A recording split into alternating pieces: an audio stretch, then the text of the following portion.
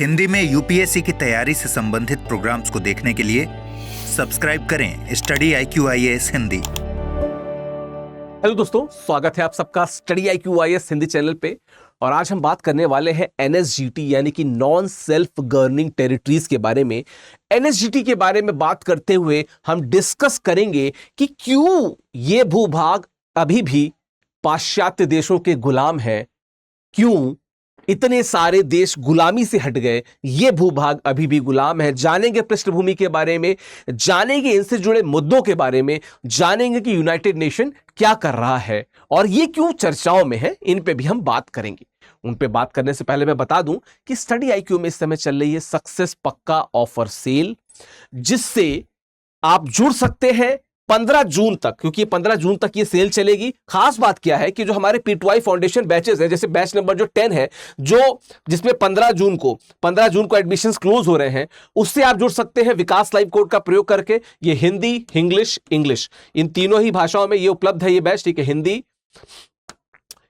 English और English तीनों भाषाओं में ये बैच उपलब्ध है। विकास लाइव कोड का आपको प्रयोग करना है और मात्र 25,999 यानी कि लगभग 26,000 में ये कोर्स आपको मिल जाएगा। ध्यान देने वाली बात क्या है कि 15 जून से जो कक्षाएं हैं वे कक्षाएं शुरू हो चुकी है। 15 जून से एडमिशन जो उसमें क्लोज हो जाएंगे, तो आपको डिले नहीं करना है, देर नहीं करना है। क्योंकि जो P2I फाउंडेशन बैच है उनके साथ खास बात क्या है कि आपको SIP program, MRP program, IGP program, free prelims की टेस्ट सीरीज, फ्री मेंस की टेस्ट सीरीज, मेंटोर्स का थ्रू आउट सपोर्ट, साथ में 1000 प्लस घंटे की लाइव कक्षाएं, अनलिमिटेड रिकॉर्डेड कक्षाएं, सारी फैसिलिटीज आपको मात्र इस छोटे से पैकेज वाले कोर्स में मिलती हैं। तो करना आपको क्या है, studyIQ.com विजिट करके इस सेल का लाभ उठाना न भूलें और विकास लाइव कोड का प्रयोग करें, तो मैक्सिमम आपको छूट मिलेगी इस कोर्स में। डिटेल्स मैंने बता दी है, बाकी आप studyIQ.com जाके PDF को देख सकते हैं, बाकी फीचर्स को देख सकते हैं, सोच सकते हैं, समझ सकते हैं। क्योंकि 15 जून को ये सेल खत्म हो जाएगी, तो देर मत करें, ठीक है, देर ना करें। दोस्तों, जब मैं बात कर रहा था NSGTs के बारे में, ठीक है, जब मैं बात कर रहा था NSGT के बारे में, जिनको कहा जाता है नॉन सेल्फ गवर्निंग टेरिटरीज, तो इनके इतिहास के बारे में जान लेना बहुत जरूरी है। देखिए, हमने प्रथम विश्व युद्ध देखा, द्वितीय विश्व युद्ध देखा।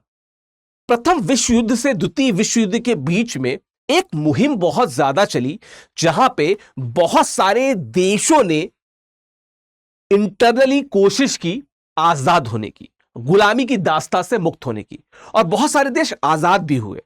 लेकिन जब हम 1946 में पहुंचते हैं, ठीक है, उससे पहले मैं बता दूं कि 1945 में जो यूनाइटेड नेशन था वो फॉर्म हो चुका था, और 1946 के समय बहुत सारे देशों ने, अमेरिका, ब्रिटेन और फ्रांस और ऐसे बहुत सारे देशों ने बहुत सारे कंट्रीज की लिस्ट दी, ठीक है, ऑलमोस्ट 80 कंट्रीज की लिस्ट दी, या 80 आप कह सकते हो कि टेरिटरीज की लिस्ट दी, जो एक्चुअली में कॉलोनियल पावर्स के अधीन में थे, कॉलोनियल पावर्स के अधीन थे।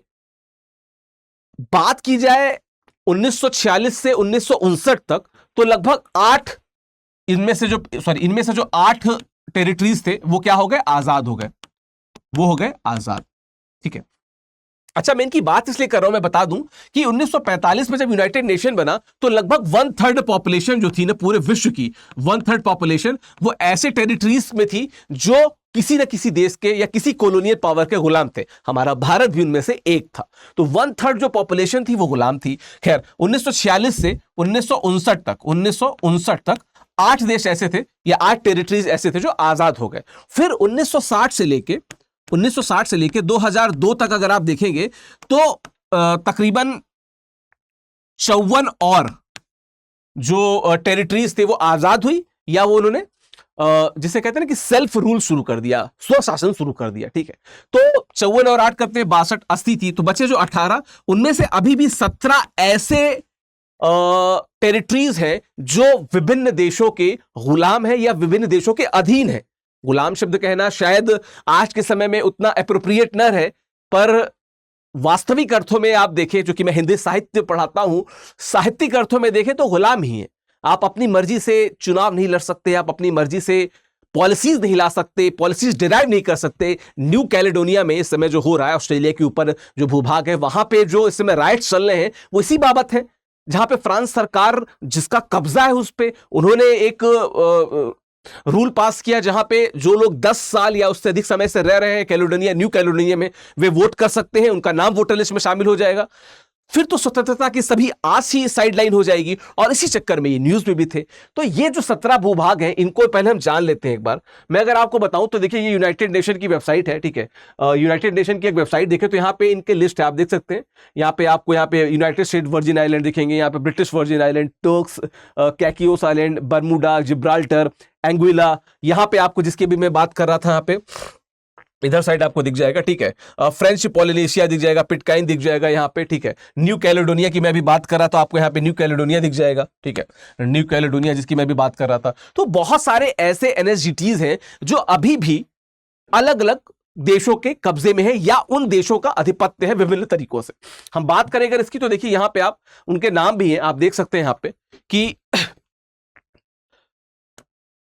Anguilla, Bermuda, British Virgin island. अब देखिए ये सभी यूके के कब्जे में, जितने भी है यूके के, यहां तक मतलब कि Cayman Island, Falkland Island, Montserrat, Saint Helena, Turks and Caicos, ये यूनाइटेड किंगडम के यानी यूके के कब्जे में। यूएस वर्जिन आइलैंड नाम से क्लियर है, यूनाइटेड स्टेट के कब्जे में। मैं थोड़ा सा और अगर यहां पे बढ़ाऊं तो देखिए जिब्राल्टर यूनाइटेड किंगडम में, American Samoa of course US में, फ्रेंच पोलिनेशिया फ्रांस, गुआम ये United States, New Caledonia France, Pitcairn ये यूनाइटेड किंगडम, और जो टोक्लाउ है वो न्यूजीलैंड के कब्जे में है। और आप एक चीज और देखिएगा, अधीन कहना ज्यादा सही है। देखिए बहुत लोग आक्षेप करते हैं कि कब्जा कहना सही है कि नहीं है।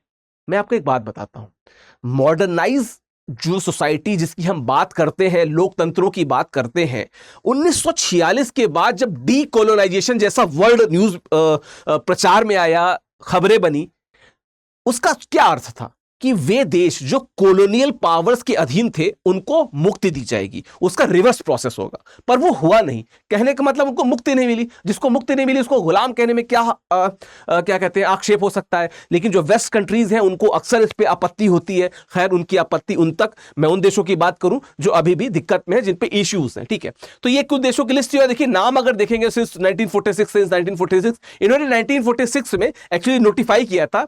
जैसे मैं कल एक मैंने वीडियो लिया था जहां पे मैंने जो न्यू कैलेडोनिया है उसकी बात की थी, जो 1853 से ही फ्रांस के कब्जे में है। नोटिफाई अगर आप देखेंगे तो यहां पे भी लिखा होगा कि नोटिफाई इनको किया गया, दिखा देता हूं यहां पे, नोटिफाई किया गया 1946-47 के दौरान, लेकिन 1853 में फ्रांस के कब्जे में। तो नोटिफिकेशन डेट से ये मत सोचिएगा कि नया नया कब्जा आया है, नहीं।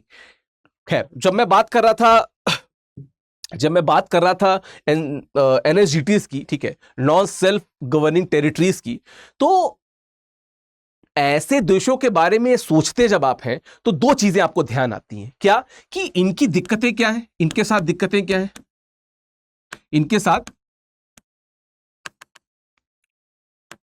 इनके साथ आपको समस्याएं क्या है, क्या मुद्दे हैं इनके। दूसरी बात, यूनाइटेड नेशन क्या कर रहा है इन सब पे, ठीक है। क्योंकि जब मैंने ये वेबसाइट खोली थी तो मैं आपको दिखा दूं यहाँ पे कि यहाँ पे यूनाइटेड नेशन के चार्टर 9 के बारे में है, जो चैप्टर 9 है, सॉरी चैप्टर 11 जो है उसके बारे में बात है, जो इस तरह के देशों की बात करता है। और ये जो एनएसजीटी को डिफाइन भी करता है कि एनएसजीटी वे देश हैं जिनको आजादी नहीं मिली, ठीक है, या जो अपनी सरकार नहीं बना पाए हैं।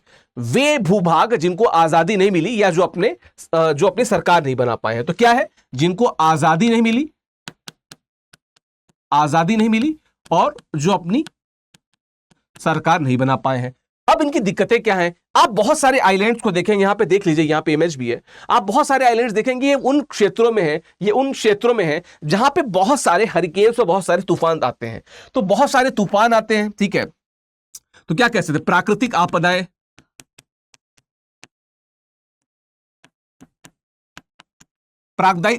आपदाएं आती हैं। और चूंकि डायरेक्ट कंट्रोल नहीं है या डायरेक्ट किसी लैंड से जुड़े नहीं है, डायरेक्ट क्या कहते हैं, वो देश ध्यान नहीं दे पाते हैं और इनकी खुद की सरकार नहीं है, तो ये देश जो है वो इन प्राकृतिक आपदाओं में बहुत सारे इश्यूज का सामना करते हैं, ठीक है, क्योंकि खुद की ओन टेरिटरी है नहीं, किसी का आधिपत्य है, वो ध्यान नहीं दे रहा है, आप अपनी दिक्कतें समझाओ। उसके अलावा यहां पे रोजगार जैसे मुद्दे बहुत ज्यादा ज्वलंत हैं, ठीक है, रोजगार की बात कोई करता ही नहीं है अगर हम बात करें यहां पे तो।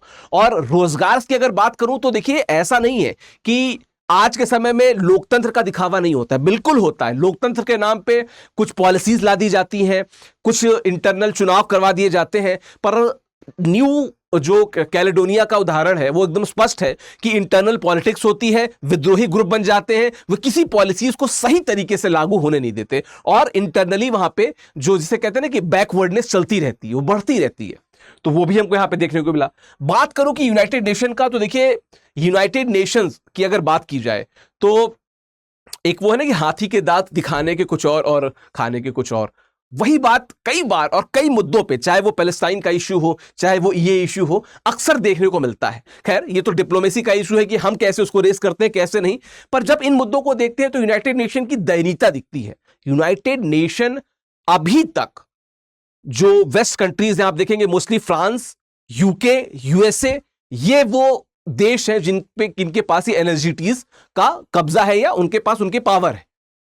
अभी तक मतलब 1946 के बाद अभी तक इतने साल हो गए, आज तक यूनाइटेड नेशन कोई प्रॉपर डिक्लेरेशन नहीं ला पाया जहां पे वो एनएसजीटीज के राइट्स की बात कर सके, जो नॉन सेल्फ गवर्निंग टेरिटरीज हैं इनके राइट्स की बात कर सके, इनके अधिकारों की बात कर सके, आज तक नहीं आया। ये एक बात हो गई। दूसरी बात, जब मैं दिखाने की बात करता हूं, वास्तविक अर्थों में तो किसी को आजादी नहीं मिली, किसी के मुद्दे सॉल्व नहीं हुए। न्यू कैलेडोनिया में तो 1990, 2010, 18, 19, 21 लगातार राइट्स हुए, अभी फिर से राइट्स हो रहे हैं, विद्रोह हो ही रहा है। क्या कोई देखने वाली बॉडी है? कोई नहीं देख रहा है, कोई नहीं समझ रहा है।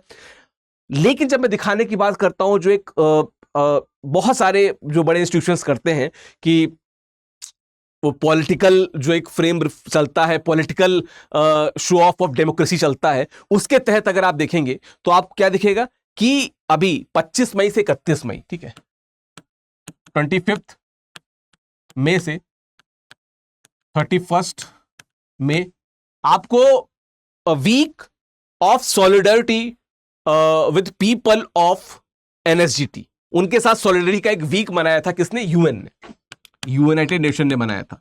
भाई आप वैश्विक संस्था है, बहुत सारे देश विभिन्न वजहों से आपकी तरफ देखते हैं। अगर आप भी पावर बैलेंस और पावर इक्वेशन की बात करेंगे तो आपका जो सिग्निफिकेंस है वो विश्व स्तर पे खत्म हो जाएगा। ये एनएसजीटीज भी यूनाइटेड नेशन की तरफ लगातार इस तरीके से देख रहे हैं कि शायद से हमारे भी जो दुर्दिन हैं वो बहुरेंगे, अच्छे दिन आएंगे, लेकिन शायद अभी अच्छे दिन नहीं आने वाले। और न्यू कैलेडोनिया का उदाहरण आपके सामने है, जहां पे कोई देश खुद स्वतंत्र नहीं है, खुद पॉलिसी नहीं बना पाता है, वो देश अक्सर इसी तरीके के अशांत और क्या कहते हैं दंगों की चपेट में आ जाता है। तो ये चीजें देखने को मिली न्यू कैलेडोनिया में, बाकी जगहों पे भी मिली। और ऐसा नहीं है कि इसके पहले विभिन्न क्षेत्रों से आवाज नहीं आई, बट फिर भी कहीं ना कहीं यूनाइटेड नेशन जैसे संगठनों को मजबूती से इस पे आवाज रखने की जरूरत है, और उन देशों के बारे में भी बात करने की जरूरत है जो अपनी आवाज नहीं रख रहे, या जो कमजोर है, या जो मजबूत देशों के कब्जे में है। तो ये थी छोटी सी कहानी एनएसजीटी के बारे में। साथ साथ में बताता चलूं कि स्टडी IQ IAS में जो मैं हिंदी साहित्य पढ़ा रहा हूं, उसका बैच 2 जो है 17 जून से कक्षाएं शुरू है बैच 2 में, ठीक है। जो सक्सेस पक्का ऑफर है, सक्सेस पक्का ऑफर के तहत आप विकास लाइव कोड का प्रयोग करके मात्र 13,999 में मेरे इस बैच से जुड़ सकते हैं।